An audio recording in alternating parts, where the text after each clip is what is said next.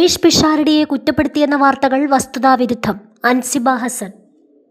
വാർത്താ സമ്മേളനത്തിനിടെ ടിനി ടോമുമായുള്ള വിഷയത്തിൽ നടൻ രമേശ് പിഷാരടിയെ കുറ്റപ്പെടുത്തിയെന്ന മാധ്യമ വാർത്തകളിൽ പ്രതികരിച്ച് നടി അൻസിബ ഹസൻ.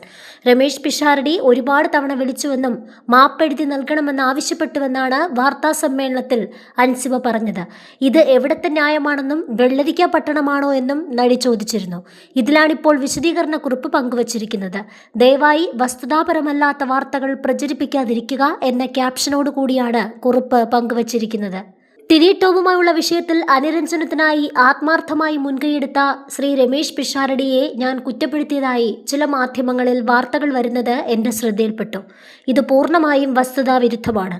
പ്രസ്തുത വിഷയത്തിൽ ടിനി ടോം ആവശ്യപ്പെട്ട പ്രകാരം മാപ്പെഴുതി നൽകണമെന്ന കാര്യം എന്നെ അറിയിക്കുക മാത്രമാണ് രമേശ് പിഷാരടി ചെയ്തത്. അദ്ദേഹം ഒരു സഹപ്രവർത്തകൻ എന്ന നിലയിലും ഒരു ജനപ്രതിനിധി എന്ന നിലയിലും ഈ വിഷയത്തിൽ മധ്യസ്ഥം വഹിക്കാൻ എടുത്ത ആത്മാർത്ഥമായ ശ്രമങ്ങളെ ഞാൻ പൂർണ്ണമായും മാനിക്കുന്നു. അദ്ദേഹത്തെ ഞാൻ കുറ്റപ്പെടുത്തിയിട്ടില്ല. ദയവായി ഇത്തരം തെറ്റിദ്ധാരണജനകമായ വാർത്തകൾ പ്രചരിപ്പിക്കുന്നത് അവസാനിപ്പിക്കണമെന്ന് അഭ്യർത്ഥിക്കുന്നു.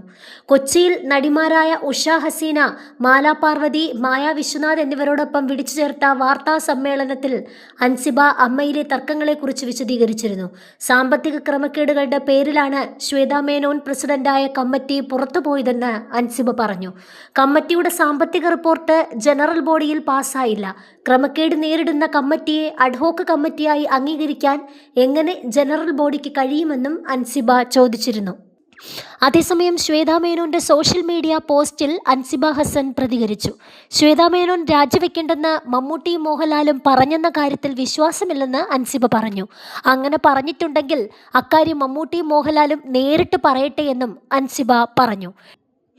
അമ്മ പ്രസിഡന്റ് സ്ഥാനം രാജിവെക്കരുതെന്നും നിലപാടിൽ ഉറച്ചു നിൽക്കണമെന്നും മമ്മൂട്ടിയും മോഹൻലാലും തന്നോട് പറഞ്ഞതായാണ് സോഷ്യൽ മീഡിയ പോസ്റ്റിലൂടെ ശ്വേതാ മേനോൻ അവകാശപ്പെട്ടത്.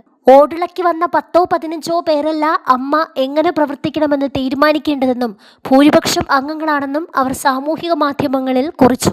ശ്വേതാ മേനോന്റെ നേതൃത്വത്തിലുള്ള ഭരണസമിതി രാജിവെച്ചതിനെ തുടർന്ന് സിനിമാ അഭിനേതാക്കളുടെ സംഘടനയായ അമ്മയുടെ ചുമതല ഏറ്റെടുത്ത അഡ്ഹോക്ക് കമ്മിറ്റിയുടെ പ്രവർത്തനം തുടരുന്നതിൽ കോടതി താൽക്കാലിക വിലക്ക് ഏർപ്പെടുത്തിയിരുന്നു.